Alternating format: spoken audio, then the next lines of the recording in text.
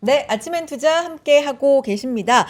지수 잠깐 체크해 보겠습니다. 네. 코스피 상승 반전하더니 계속해서 상승 힘이 탄력 좋네. 좋아집니다. 네. 0.5%대 상승 3,768선이고요. 코스닥 0.5% 상승 869선 기록하고 있고, 박지원 부장님 지금 뭐 2차 전지 얘기도 해주고 가셨는데 네. 에코프로가 지금 23%대 상승하고 있고요. 삼성전자 0.5% 올라가고요. 오늘 로봇주도 일부 괜찮고 그러니까요. 하이닉스도 3%대 상승, 에코프로 BM이 9%대 상승, 뭐 LNF 네. 9%대, 에코프로 머티리얼즈가 6%대. 2차 전지 괜찮습니다. 그러니까요. 네. 오늘 같은 날은 또 개인이 어딜 내려가 하면서 이렇게 좀 받쳐주는 힘이 굉장하십니다. 여러분들 정말 대단하다고 느껴지고. 네. 자, 2부 해외 주식 정말 많이 하세요, 여러분들. 그래서 오늘 해외 주식 이야기를 좀 가져왔는데, 제가 해외 주식을 녹색창에 검색을 해보니까 바로 따라 나오는 연관 검색어가 뭐예요? 해외 주식 양도소득세. 양도소득세. 양도소득세 내는 법, 막 이런 것들 바로 나오더라고요. 네. 그러니까 그만큼 많이 궁금하신 부분들이 있을 텐데, 올해 또 수익이 괜찮았다면 양도소득세 저희가 잠깐 또 배워보는 시간 갖도록 하겠습니다. 우리 N2의 오늘 세무사님 나오셨습니다. 뉴페이스. 김지연 세무사님 모셔보도록 하겠습니다. 반갑습니다. 안녕하세요. 안녕하세요. 네. 저희가 듣기로는 3프로 나가서 이 해외 주식 이 양도소득세 얘기를 좀 해드려야겠다라고 자발적으로 나오신 걸로 알고 있었는데, 네. 굉장히 또 그게 또 아니었다라는 잘못 얘기가 좀 얘기예요? 있기도 하고. 근데 지금 올해 해외 주식 양도소득세가 되게 중요한 이유는 핫하죠? 올해부터 2월 과세가 적용이 되다 보니까 네. 이 부분은 고객님들한테 꼭 주의시켜야 되겠다라는 알려드려야 생각은 되겠다. 있었습니다. 네. 아우, 나와주셔서 너무 감사드리고요. 네. 자, 오늘 그러면은 준비하시네요. 이 양도소득세, 해외 주식 양도소득세 많은 분들이 이제 관심을 갖고 계시다라고 하는데, 네. 문의도 좀 많이 오고 어떤 상황이에요, 지금? 사실 작년에 테슬라나 엔비디아, 뭐 팔란티어 이런 주식들이 엄청 많이 올랐잖아요. 네.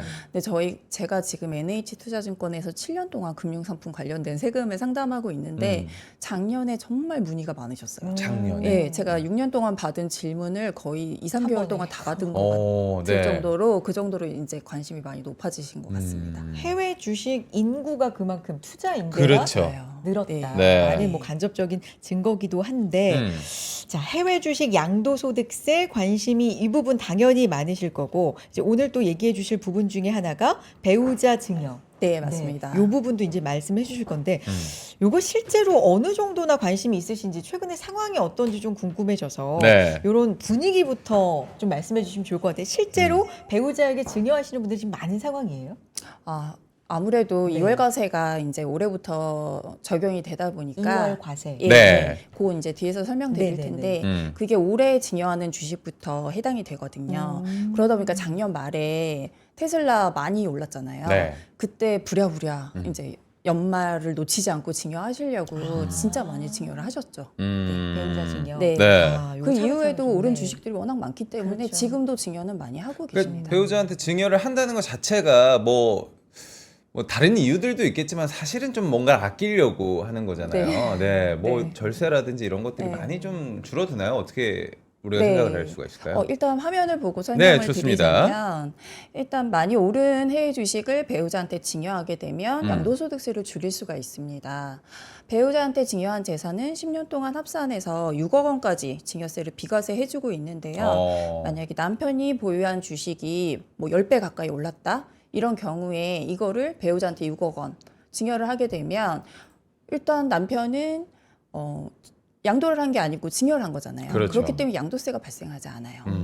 그리고 받는 부인 입장에서도 이게 증여를 받았지만 6억 원까지는 비과세가 되다 보니까 네. 증여세도 발생하지 않고 양도세도 발생하지 않고 그 주식을 받아올 수 있는데, 이때 받아올 때 이 주식은 증여가액을 산정을 하거든요. 네. 그 증여가액은 이제 증여일 기준으로 전후 2개월간의 종가 평균액을 쓰다 보니까 남편의 취득가액보다는 훨씬 시가에 가까워지는 거죠.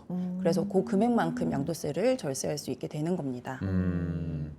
그러면 네. 이 부분이 이제 설명을 해주시니까 이해가 되지만 네. 이게 사례로 들어야 그렇지, 조금 더 그렇지. 이제 피부에 와닿을 것 네. 같아서 네. 지금부터는 Q&A 상황으로 좀 짚어보겠습니다. 지금 네. 말씀해주신 부분들, 가장 관심 많으신 부분 중에 하나, 배우자 증여로 사례를 한번 들어보면 네. 남편이 100달러에 달러 기준으로 네. 100달러에 취득한 주식 아내에게 증여한다. 그럼 네. 취득가 액이 이제 있을 네. 거잖아요. 네. 요거 기준으로 좀 설명해 주세요. 네. 100달러. 네. 네. 만약에 100불에 이제 네. 취득을 하신 주식이 네. 지금 한 500불 간다라고 음. 했을 때 직접 파시게 되면 양도 차익이 400불이 되겠죠. 그렇죠. 네, 그런데 이거를 배우자한테 증여를 한다. 이 화면을 보시면 증여를 하시게 되면 이 배우자분은 전후 2개월간의 종가 평균으로 하기 때문에 지금 시가인 500불에 가깝게 취득 단가가 산정이 됩니다. 네. 그렇게 되면 500불에 똑같이 양도를 했을 때 배우자는 양도소득이 0이 되는 거죠.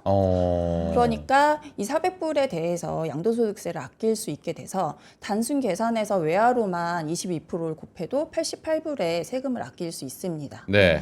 근데다가 저희가 이 양도소득세를 계산을 할 때는 이걸 원화로 이제 환산을 해서 계산을 해야 되거든요. 지금 제가 이제 보기 좋게 이해 편하시도록 외화로 설명을 드렸는데 각각 취득일과 양도일에 환율을 곱하기 때문에 이 환율 차이도 양도소득세에 들어갑니다. 네. 그래서 실제로 환전을 하면 이 88불보다 더 많은 세금을 아끼는 결과가 됩니다.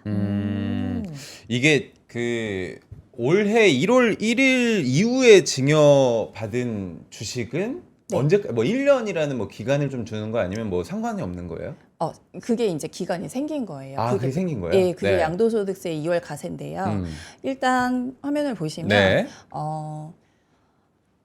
정확하게 규정부터 설명을 드리겠습니다. 네. 배우자나 직계 좀비 속으로부터 증여받은 주식을 증여일로부터 1년 이내에 양도하게 되면 그러니까 앞에 사례에서는 부인의 취득가액으로 계산을 했잖아요. 네. 네. 근데 이분이 만약에 1년 안에 팔았다 하게 되면 원래 증여했던 남편의 취득가액을 가져와서 양도소득세를 계산하기 때문에 아까 같은 경우에 500불에서 100불로 그대로 양도세를 계산하게 되겠죠. 그렇기 때문에 절세를 못하게 되는 겁니다.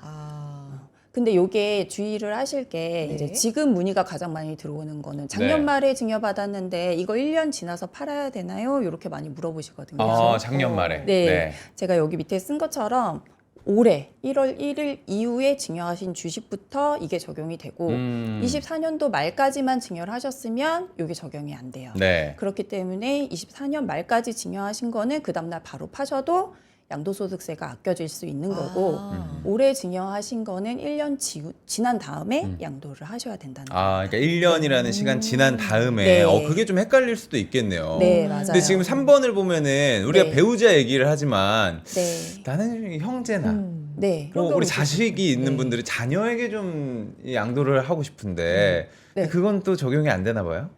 이게 배우자나 직계 좀비 속으로 하고 있기 때문에 네. 나의 부모님 또는 자녀한테 하는 거는 이월과세가 적용이 되지만 그래요? 형제 자매가 저희가 가까워서 이게 직계 좀비 속이라고 생각하시는 분들이 많은데 이거 기타 인척으로 들어가거든요. 형제 자매는 안 예, 되고요. 그리고 형제 자매 사위 며느리는 직계 좀비 속이 아니기 때문에 네. 이분들한테 증여한 거는 그 다음날 바로 파셔도 이월과세가 적용되진 않습니다. 그리고 이제 덧붙여서 네. 가장 많이 물어보시는 게 2번에 있는 이제 만약에 증여자의 취득가액을 적용했을 때 양도세가 오히려 줄어들면 그러면 그거는 이득이지 않냐 네. 이렇게도 많이 문의를 네. 주시는데요. 이거는 어떻게 부당하게 양도세를 줄이는 거를 막기 위해서 만든 규정이기 때문에 증여자의 취득가액을 적용했을 때 양도세가 오히려 줄어든다? 그럼 적용하지 않습니다. 네. 그러니까 결국에는 둘 중에 큰 금액으로 과세한다는 얘기죠. 이 부분도 헷갈리셨다. 지금 많은 분들이 질문을 계속 올려주고 계시는데 여러분들 질문을 저희가 조금 이따가 한 번에 정리를 해서 저희 물어보도록 하겠습니다. 선혜 씨, 연말정산 얘기를 좀 들어가 볼까요? 그러니까요. 연말정산도 궁금한데 혹시 이 배우자 증여 관련돼서 약간 말 못하신 못다하신 내용 있으세요? 여기까지만 일단 체크해도 네, 이 기본은 정도면 될 것 같습니다. 네, 좋습니다. 연말정산 부분에서도 궁금하신 게 좀 있으실 것 같아요. 네. 가장 많이 현장에서 들으시는 질문, 이 부분 관련돼서 어떤 게 있어요? 현장 분위기부터 좀 듣고 싶은데. 이제 저희가 연말정산을 2월달에 하잖아요. 네. 그때 이제 직장인 분들한테 되게 전화를 많이 받았어요. 자기가 아들 계좌로 해외 주식을 투자를 하고 그냥 양도를 했더니 연말정산 받으려고 자녀를 냈더니 소득공제 안 된다고 하더라. 이거 맞냐? 이렇게 맞아. 물어보시는 네. 거예요. 예, 저희가 그 부양가족 소득공제 받으시려면 소득 금액이 100만 원 이하이셔야 되잖아요. 아, 그렇죠. 근데 요거는 금융소득이나 이런 종합소득은 많이 알고 계신데 아. 양도소득은 그동안 잘 모르셨어요. 근데 양도소득 금액도 100만 원 이하인 분들만 소득공제가 가능하시거든요. 해당이 되는군요. 네. 네. 그래서 해외 주식 양도소득이 아들이 이제 양도를 해서 100만 원 이상 나오게 되면 네. 이제 그 소득공제는 못 받으시는 거예요. 어허. 소득공제만 못 받는 게 아니라 소득 요건을 갖추고 있는 기부공제, 교육비공제 이런 것들 다 못 받게 되시는 거예요. 네. 특히나 배우자분 같은 경우에는 신용카드 공제도 있잖아요. 그렇죠. 요것도 못 받다 보니까 이제 손해가 많이 나실 수 있어요. 아. 특히나 세율이 높으신 분들은 그 소득공제가 되게 미치는 효과가 크거든요. 그래서 여기에 대한 제가 문의를 많이 받게 돼서 이 자료를 준비를 했는데 네. 일단 자료를 보시게 되면 보겠습니다. 좋습니다. 네. 연말정산 소득공제 대상 부양가족의 소득 요건에 해외주식 양도소득도 반영이 됩니다. 근데 이게 저희가 해외주식 양도소득은 250만 원을 기본공제를 해주다 보니까 네. 250만 원까지 딱 맞춰서 파시는 분들이 계세요. 아, 세금 연말 안 내려고. 되면 꼭 그렇죠. 네, 네. 그래서 자녀분들도 딱 250만 원 맞춰서 팔아놓으신 분들이 많더라고요. 그런데 이때 소득 요건은 250만 원 차감 전의 금액, 그러니까 양도가액에서 취득가액 빼고 수수료 정도 뺀 금액을 기준으로 보기 때문에 양도소득이 200만 원 발생했다. 네. 그러면 기본공제 250만 원보다 적잖아요. 그렇죠. 그래서 양도소득세를 내지는 않지만 부모가 자녀를 공제는 못 받으시는 거예요. 네. 이렇게 됩니다. 그런 구간이 좀 생기네요. 근데 네. 많은 분들이 생각을 하는 게 저도 사실 이렇게까지는 좀 고민을 안 해봤던 거였는데 맞아요. 네. 갑자기 좀 이제 많이 생각할 게 많아. 많이 네. 벌더라도 이게 마지막에 돈 진짜. 낼 때 세금 낼 때 생각해 보면 이런 것들을 좀 알아야 된다라는 생각이 좀 드는데 네. 그리고 또 한 가지 궁금한 게 생기면 이렇게 연락 드려도 되나요? 그러면 네.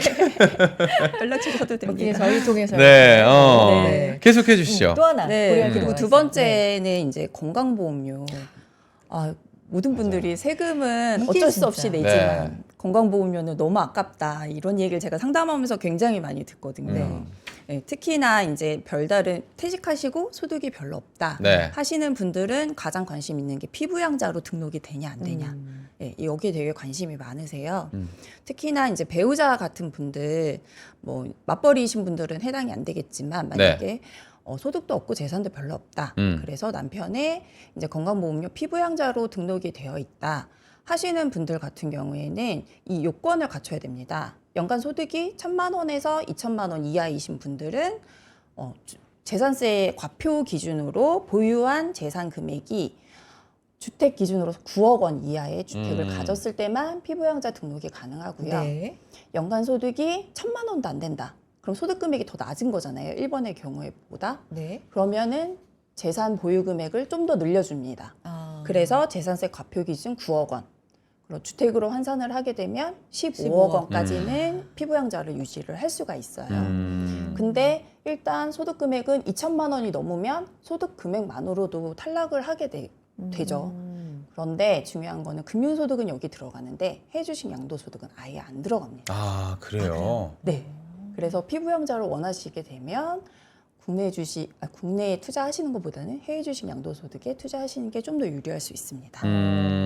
소득이 없던 배우자에게 해외 주식을 양도한다, 네. 발생한다, 배우자한테 발생하는 거죠. 예. 그렇게 될 경우에 요 건강보험 피부양자 자격이 어떻게 되는지 예. 질문이 진짜 많으실 것 네. 같아요. 요 기준 지금 잘 네, 한번 맞습니다. 살펴보시면 좋을 것 같아요. 네. 네. 우리가 또 이제 절세 얘기하면은 금요일 날 저희가 자주 만나긴 하는데 뭐 연금 투자들도 많이 하고 계시잖아요. 근데 ETF 투자를 한다고 하더라도 이게 해외 주식 ETF랑 국내 주식 ETF가 또 절세 방법이 좀 다를 거잖아요. 네, 그런데 제가 네. 아까 설명드린 게 조금 내용이 복잡해서 이렇게 정리하는 장표를 하나 가져왔거든요. 좋아요. 그거 네네네, 먼저 너무 좋죠. 보여드리면 좋을 것 네네네, 같은데. 보여주세요. 네. 그래서 만약에 이제 내가 남편분이 너무 해외 주식 양도소득이 많이 나와서 내가 증여를 하려고 한다. 근데 배우자에 대해서 소득공제도 받고 피부양자도 등록되어 있다. 그러면 이제 저한테 문의가 많이 오는 거예요. 자녀도 그렇고 배우자도 그렇고. 네. 그럼 양도소득을 매년 100만 원 안 되게 쪼개서 팔면 되는 거 아니냐? 됩니다. 되는데 이렇게 저한테 전화를 주실 정도면 양도소득이 몇백만 원이 아니라 1,000만 원이 넘어가시는 분들이에요. 그럼 100만 원 안 되게 쪼개서 팔려면 10년 넘게 팔아야 되잖아요. 그렇죠. 주가라는 게 1년도 그 보장 사이에. 못 하는데 맞아요. 10년 동안 나눠서 팔 수 없죠. 아, 그렇죠. 네, 그런 경우에는 그냥 한 해에 다 파시는 거예요. 같은 해에 다 팔게 되면 그 해에는 소득공제를 못 받겠지만 네. 그 다음 연도부터는 다시 받으실 수 있잖아요. 그렇기 때문에 이런 경우 1,000만 원 넘는다 하시게 되면 한 해 다 파시라고 말씀드리고 싶습니다. 한번 정리를 한 해 딱 하는 게 네. 오히려 이제 방법적으로는 좀 유리할 수 네. 있겠네요. 네. ETF. 네, 아까 여쭤본 ETF 게 좋아하거든요. 제가 ETF 정말 좋아합니다. 약간 ETF 빠돌이 같은 느낌이 ETF 얘기 나오면 있겠는데 눈이 반짝거려. 아, 이게 해외 주식에 투자하는 국내 ETF들도 많으니까 네. 이건 좀 우리가 절세를 할 수 있다 뭐 이런 식으로 좀 알고 있는데 네. 어떻게 뭐 각각 좀 다른가요? 해외 ETF랑 우리 국내 ETF가? 일단 이제 고객분들은 사실 국내 상장된 ETF와 해외 상장된 ETF를 구분을 잘 못하시는 경우도 그러니까요. 있는데 네. 이걸 명확하게 구분을 짓자면 우리나라 자산 운용사에서 운영하는 국내 시장에 상장되어 있는 국내 ETF와 해외 상장된 ETF는 세금 종류가 달라요. 네. 일단 배당금, 분배금을 받으실 때는 전부 다 배당소득으로 과세가 되지만 네. 국내 상장된 ETF는 매매 차익이 배당소득으로 과세되는 반면 해외 상장된 ETF는 해외 주식과 동일하게 해외 주식 양도소득세가 부과가 됩니다. 네. 네. 해외 주식 양도소득세랑 배당소득세랑 그러면 어떻게 세금이 달라지는지 궁금하실 거잖아요. 그렇죠. 이 화면을 보시면 일단 가장 큰 차이는 배당소득은 저희가 종목이 다르면 손익이 통산이 안 되죠. 네. 네. ETF A, B 갖고 있는데 하나는 1,000만 원 이익, 하나는 5천만 원 손실 났다 하더라도 1,000만 원에 대해서만 배당소득세를 과세하고 있습니다. 네. 근데 해외 주식은 모든 손익이 통산이 가능합니다. 네. 예를 들어 해외 주식에서 뭐 테슬라를 내가 직접 사서 1,000만 원 벌었어요. 근데 ETF에서 1,000만 원 손실을 봤어요. 그러면 1,000만 원 해서 0원이 영. 되죠. 아. 그렇기 때문에 양도소득세는 0이 됩니다. 네. 그게 합산이 돼요. 아. 네, 합산이 돼요. 아. 해외 주식 양도소득세가 부과되는 것들은 다 합산해서 통산이 되기 때문에 네. 그런 차이가 있습니다. 그리고 과세 방법도 좀 달라져요. 그 배당소득은 알고 계시겠지만 이자 배당 합산해서 이걸 금융소득이라고 하는데 연간소득이 2천만 원 넘어가게 되면 다른 종합소득이랑 합산해서 종합소득세율로 과세를 하고 있고요. 네. 2천만 원 안 되면 이제 저희가 지급 받을 때 소득세 14%, 지방소득세 1.4% 이렇게 해서 15.4%로 분리과세하고 끝나게 되는데 해외 주식 양도소득세는 종합소득하고 일단 합산을 하지 않습니다. 네. 아무리 많아도 합산하지 않고요. 별도로 22% 단일세율로 과세를 하게 됩니다. 그리고 부가적으로 아까 설명드린 것처럼 해외 주식 양도소득은 건강보험료에 전혀 반영이 되지 않고 있고 그러니까요. 배당소득은 종합과세 안 되더라도 1,000만 원이 넘기만 하면 일단 소득금액에는 반영이 됩니다. 그리고 소득공제 부양가족을 판단할 때 이 소득금액에 해외 주식 양도소득은 100만 원 초과하면 공제 불가능하다. 그리고 금융소득 같은 경우에는 오히려 유리합니다. 금융소득이 2천만 원 안 되면 분리과세 대상이라고 했잖아요. 네. 그런데 소득공제 대상에 있는 소득은 분리과세 대상 소득은 포함하지 않아요. 종합과세 되는 소득만 들어가기 때문에 금융소득이 2천만 원 넘을 때만 포함이 되고 2천만 원 안 되시는 분들은 소득 금액을 반영하지 않습니다. 네. 아, 이게 복잡하죠? 개인이 머리가 공부하기에는 막 2천만 원, 3천만 원 왔다 갔다 복잡해지네. 그러니까 근데 많은 네. 분들이 저랑 생각이 똑같으세요. 네. 이거 낼 테니까 많이 벌었으면 좋겠다 하시는 아니 많이 벌 테니까 낼게 뭐 이런 식으로 얘기를 하시는 분들이 계시는데 그래도 맞아요. 우리는 아껴야 됩니다. 네. 탈세가 아닌 절세 방법을 좀 여쭤봐야 되는데 직장인분들이 많이 보시거든요. 네. 또 직장인분들이 부가 수입을 위해서 요즘에 주식도 정말 많이 하고 계시니까 맞아요. 직장인 편으로 좀 절세 방법이 있다면 네. 장표를 좀 보여주세요. 네. 제가 사실 아까 만들었던 장표를 보면서 한 번에 이해 못하실 것 같아가지고 투자자 유형별로 좀 정리를 해봤어요. 아, 좋습니다. 네. 그리고 세무사님 어차피 저희가 한 번에 이해하는 사람들이 아니에요. 세 번 나와주셔야 돼요. 맞아요. 네. 여기서 약속을. 해주시죠. 직장인 편. 네, 일단 직장인 같은 경우에는 근로소득이 있잖아요. 그 근로소득은 종합소득이거든요. 네. 그렇기 때문에 이분들은 금융소득이 2천만 원을 넘는 순간 이거랑 근로소득이랑 합산이 돼서 소득세가 추가 납부세액이 발생을 합니다. 그리고 네네네. 네, 그리고 직장인들은 건강보험료를 직장에서 급여에 대해서 그렇죠. 바로바로 내고 네, 계시죠. 맞아요. 그런데 만약에 급여 외에 금융소득이라던가 부동산 임대소득 이런 다른 소득이 발생을 하게 되면 이게 2천만 원까지는 건강보험료를 추가 부과하지 않는데 2천만 원이 넘어가게 되면 그 추가 금액에 대해서 8%로 건강보험료를 부과를 하게 됩니다. 네. 네. 근데 만약에 똑같은 소득이 발생하는데 이게 해외주식 양도소득이었다. 이렇게 되면 근로소득과 합산하지 않는다고 했잖아요. 그렇기 때문에 해외주식 양도소득에 대해서 22%로 양도소득세만 납부하면 되고 건강보험료 추가도 발생하지 않게 되는 거죠. 그래서 직장인이 금융소득이 2천만 원 넘는 종합과세 대상자다라고 한다면 해외 주식이나 해외 ETF로 투자를 해서 해외 주식 양도소득세를 내시는 게 훨씬 더 유리할 수 있고요. 분리과세 대상자다 하시게 되면 소득세가 분리과세 되잖아요. 네. 그렇기 때문에 국내 ETF로 투자를 하시게 되면 배당소득으로 과세될 수 있어서 세율도 낮고 건강보험료도 추가 보험료가 없기 때문에 더 유리할 수 있습니다. 저 이제 분리과세 대상인지 종합과세 대상인지를 보통은 한 연말쯤에 본인들이 확인을 하시나요? 어떻게 맞아요. 보세요? 연말쯤에? 예. 그럼 이제 조금 준비를 하실 때가 되긴 했네요. 네. 11월 달. 네. 근데 사실 제가 잠깐 깨알 자랑을 하자면 자랑 아, 좋아요. 하세요. 네. 예, 해도 깨알 되나요? 아, 대놓고 그럼요. 하셔도 됩니다. 네. 저희 회사에 이제 어플에 저희 부서에서 운영하고 있는 텍스 플랫폼이라는 곳이 있습니다. 텍스 플랫폼? 네. 지금 세금으로 명칭이 바뀌었는데 네. 거기에 들어가면 소득과 세금 조회를 하실 수가 있어요. 음. 그 오늘 일자로 이제 발생한 양도소득과 금융소득을 대략적이나마 이렇게 파악을 하실 수가 있어요. 예, 그래서 저도 얼마 전에 확인을 했는데 1,000만 원을 넘은 거예요. 네네네. 그럼 앞으로 이제 배당금은 좀 주의해야겠다. 어. 이런 거를 미리 이제 계획이 선다. 예, 계획을 알고 잡을 수 있구나. 있게 되는 어. 거죠. 네. 텍스 플랫폼 무료입니까? 무료예요. 아, 무료로. 네, 오늘 무료로. 일자로 소득, 세금 요 조회가 가능하다. 네. 괜찮다. 저도 그래서 한번. 네. 해외주식 양도소득도 250만 원이 넘게 되면 양도소득이 발생합니다. 네. 250만 원 안 되시면 양도소득은 발생했지만 250만 원이 안 됩니다. 이렇게 딱 구분이 돼서 나옵니다. 네. 요거 해보신 분 있는 것 같아요. 닥터케이님이 정확하게 안 나오던데 하시는데 요거 정확한 거죠?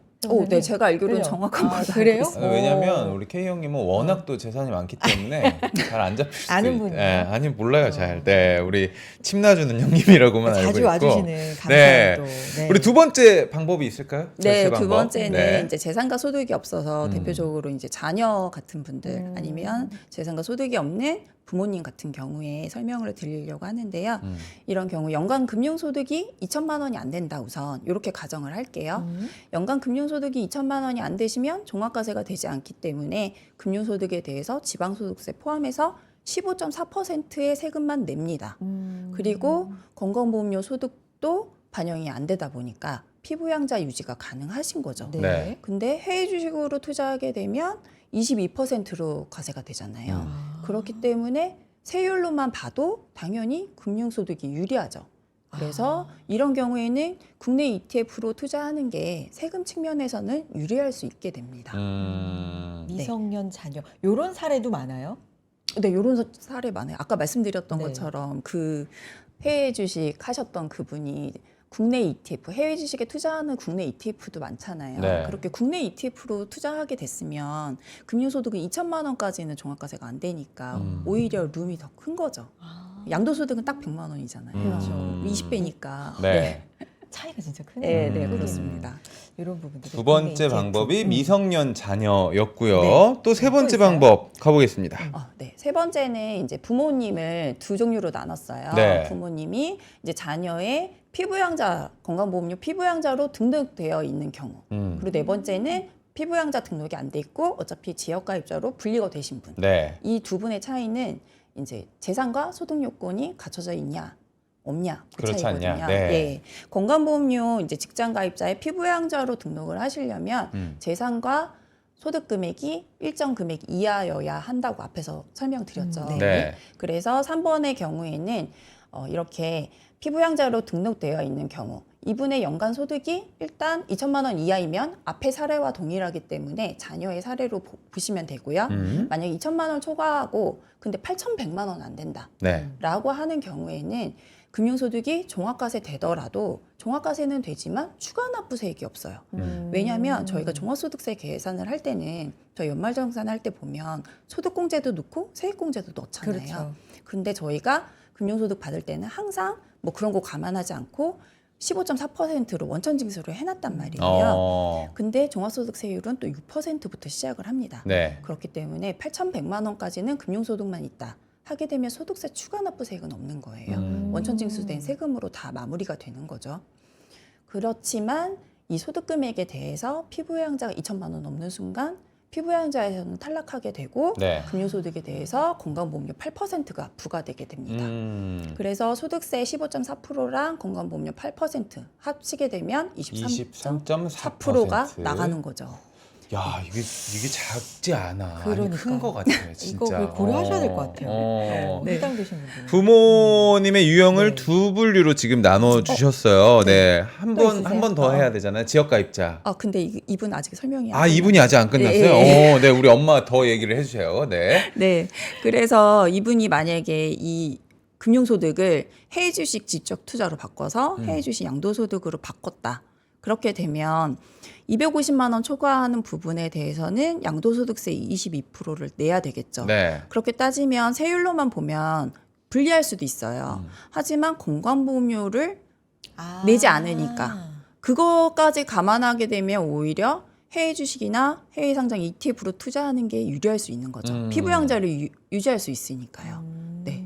그래서 요 분이 제일 애매한 분들이시거든요. 그래서 요거는 좀 잘 따져보시고 요 장표 보시면서 판단을 각자의 상황에 맞게 판단을 해보시는 게 좋을 것 같습니다. 이 부모님은 건보료 피부양자 부모님이고 네. 지역가입자 부모님이 또 두 네. 번째 사례잖아요. 네, 맞아요. 그거 한번 보여주세요. 네.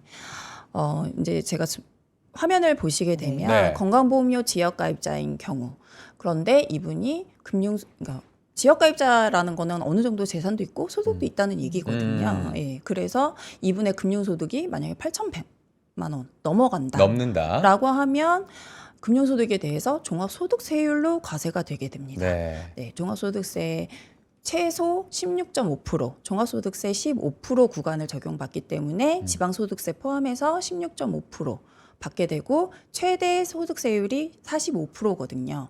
그래서 지방소득세 포함하게 되면 49.5%까지 소득세를 낼 수 있는 거예요. 네. 그리고 금융소득에 대해서 당연히 8% 건강보험료 부과될 거고요. 네. 그래서 요거를 합산하게 되면 최저 24.5%, 최대 57.5%입니다. 어우. 절반이 넘죠. 네. 네, 그렇기 때문에 소득이 높으면 높을수록 이런 분들은 해외 주식 양도소득으로 버시는 게 당연히 유리할 수밖에 없습니다. 그렇죠. 네. 소득세율이 높으신 57.5% 되시는 분들은 22% 단위세율로 끝나고 건강보험료 없는 해외 주식 양도소득이 당연히 낮겠죠. 오. 이건 정말 명확하네요. 네. 근데 이거는 말씀드리면 네. 어른분들은 그래도 해외 주식 무서워서요. 내가 알지도 못하는 기업에 어떻게 그럴 투자하냐. 수 있죠. 이렇게 그렇죠. 많이 말씀하시거든요. 맞아요. 좀 어색하니까. 네, 그러면 저는 해외 주식에 상장돼 있는 ETF라도 좀 일부라도 해보시라고 말씀드리고 있습니다. 그러니까 요 기준에 따라서 애매한 분들은 네. 이 건강보험 피부양자 유지가 더 나은 경우도 있기 때문에 맞아요. 그러니까요. 요거는 진짜 좀 네. 잘 따져보셔야 될 것 같고 네. 어떤 분의 경우에는 아주 명확하게 유리한 쪽이 좀 네. 보이는 경우가 있어서 요거 진짜 복습이 필요합니다. 우리. 아니 오늘 자료를 네. 저장하고 싶다고 하신 분들도 그러니까. 계시거든요. 네. 이거 세무사님 거죠, 자료. 네, 제 건데 뭐 제가 가져오는 제가 만들었으니까 캡처하셔도 됩니다. 캡처를 캡처하시고. 좀 이용을 네. 하셔가지고 다시 좀 복습하시는 오늘 영상도 한번 여러분들 궁금하신 분들은 다시 좀 플레이를 부탁을 드려보도록 하겠습니다. 자료 좀 남았으면 좀 더 가볼까요? 아니면 마지막으로 하고 싶으신 말씀도 네. 서서히 저도 좀 이제 한- 궁금한 네. 게 있어가지고 3, 4분 네, 남아서. 마무리를 좀 부탁을 드릴게요. 제가 아까도 처음에 시작할 때 말씀드렸는데 2월과세 적용되시면 그 증여세 공제 금액만 쓰시고 아무 효과가 없는 거잖아요. 그래서 증여하신 적이 한 번이라도 있다 하시는 분들은 꼭 저희 같은 세무사랑 상담하시고 아. 양도를 좀 하셨으면 하는 바람입니다. 솔직히 그게 제일 걱정돼요. 그래요. 특히나 이동평균법을 쓰고 계신 회사 같은 경우에는 이동평균법. 네. 그 이동평균법이라는 거는 네. 주식을 지금까지 갖고 있던 종목에 대해서 매수할 때마다 평균을 내서 쓰는 거거든요. 네. 그렇기 때문에 그 회사마다 종목을 달라요? 네? 회사마다. 회사마다 다릅니다. 어. 네. 또 깨알 자랑을 하자면 저희는 잘해요. 예. 근데 아까부터 자랑이라 하시는데 되게 유용한 정보를 그래요. 주셔서 예. 해주세요. 알려주세요. 사실 작년에 이제 양도 차익이 너무 많이 생기다 보니까 네. 다들 이제 이동평균법을 하는 회사로 옮겨가시는 분들이 꽤 많았어요. 그래서 저희 평균으로 예, 내려고. 네. 아무래도 네. 이제 세금이 달라지는 건 네, 아닌데 네. 당장 낼 세금은 줄어드는 효과가 있거든요. 선입선출에 비해서. 그래서 이제 이동평균법을 선택을 하려고 이제 가시는 것 자체가 이게 너무 불편한 일이잖아요. 네. 계좌를 옮긴다는 것 자체가. 그래서 저희 회사에서는 이동평균법이랑 선입선출법이랑 두 가지 방법으로 양도소득세를 다 비교, 계산을 해보시고 나서 뭐가 더 유리한지. 네, 아. 유리한 방법을 선택해서 신고하실 수 있습니다. 오. 네. 저희는 원래 선입선출만 쓰고 있었거든요. 네. 그런데 선입선출로 너무 양도세가 많이 나온다 하시는 분들은 이동평균법으로 계산해서 이동평균법으로 선택하시면 그때부터는 이동평균법을 적용해 드리고 있습니다. 제가 좀 궁금한 거 궁금한 있다고. 게 네. 개인적으로 제 주변 분의 이제 부모님이 갑자기 이제 아버님께서 이제 저기 사망을 하셨는데 이제 네. 그 재산을 아들이 이제 정리를 하다 보니까 주식이 있으시더라고요. 네, 그럴 수 있죠. 그걸 이제 받는다고 했을 때 사망 시에는 이게 상속으로 세금이 어떻게 좀 계산이 되고 뭐 증여는 아닐 거잖아요. 그게 그렇죠. 그런 분들도 있으실 것 같거든요. 네, 부모님의 맞습니다. 재산 중에 주식이 있다, 뭐 이런 것들. 맞아요. 그게 이제 금융사에서는 사실 사망하셨다고 해서 그거를 바로 이제 상속인한테 대체를 해드리진 않아요. 네. 그렇긴 하지만 상속세는 결국 돌아가신 날 기준으로 계산을 하게 됩니다. 아, 그날을 기준으로. 네. 그래서 대체를 받지 않았다 하더라도 그날 대체 받은 걸로 가정을 해서요. 네. 상속일 기준으로 전후 2개월간의 외화 종가액에다가 돌아가신 날짜에 기준 환율을 곱해서 그 상속 재산 가액을 계산하고 있습니다. 그게 그러면 세금이 어느 정도가 붙나요? 그러면 상속세. 상속세는 이제 일단 배우자랑 자녀가 있는 경우에는 10억까지 공제 가능하시고 아, 공제가 가능하고. 예. 네. 나머지 과세 표준에 대해서는 이제 10%에서 50% 이렇게 누진세율을 적용하고 있습니다. 네. 알겠습니다. 네. 오늘 사실 요 시간이 모자랄 만큼 음. 진짜 정리를 잘 해주셨어요. 사례별로. 네. 근데 요 사례에서 약간 벗어난 분들도 있을 수 있고 좀 어렵다 하시는 분들 있을 수 있으니까 또 한 번 모셔봐야 돼요. 저희가 네. 세금은 공부하면 할수록 그러니까. 어렵고 네. 또 우리 세무사님 오늘 만났지만 가시면 저는 또 까먹고 그러니까 자주 저희가 또 인사를 드려보도록 하겠습니다. 오늘은 여기까지 듣도록 하겠습니다. 네. 오늘 말씀 감사합니다. 감사합니다. 네, 감사합니다. 감사합니다. 자, 우리 주식시장 힘이 좋습니다. 세상에. 네. 코스피가요 1% 넘게 지금 상승세 보여주고 있는 상황이고요. 3,789선입니다. 사실 아까 네. 뭐 이제 재무 씨가 뭐 겸손해야 된다 이런 말씀 하셨을 겸손해야 때 됩니다. 채팅창에서 겸손해서 4천? 이거보다도 우린 더 높게 본다. 아. 이런 분들도 이제 계셨는데 또 위축될 필요는 없으니까 우리 그러니까. 코스피가 지금 뭐 4천 네. 다시권 이런 얘기 어제부터 우리 하잖아요. 210포인트 남았어요. 210포인트, 4천까지 말씀이시죠? 그러니까, 네. 저는 이제 가장 큰 형인 삼성전자가 오늘 99,000원까지 찍었거든요. 네. 이 10만 원 가게 될까? 음. 어제 저희 와이프님이 저한테 음. 삼전 지금 팔아도 되나? 약간 이런 말씀을 갖고 하시더라고요. 계시는구나. 네, 네. 하시더라고요. 그래서 10만을 일단 넘길 수 있지 않을까? 저는 이렇게 말씀을 드리긴 했는데 오늘 또 10만 힘이 있다면 뭐 시도해 볼 수도 있을 것 같다라는 생각이 듭니다. 그러게요. 오늘 단연 시장에서 뭐 2차 전지 관련주 에코프로 25% 가까이 현재 오르고 삼성전자 말씀해 주셨는데 뭐 1% 넘는 상승세 네. 현재 99,000원 거의 턱 밑에서 움직이고 있는 상황이고 하이닉스도 4%대 지금 상승하고 있습니다. 자, 금요일인데 시장 여전히 강하고요. 뭐 외국인 매수도 들어오고 있는 상황 끝까지 잘 지켜보시고 네. 또 월요일에 인사드려야죠. 주말 잘 쉬시고요, 여러분들. 월요일에 다시 인사드리도록 하겠습니다. 고맙습니다.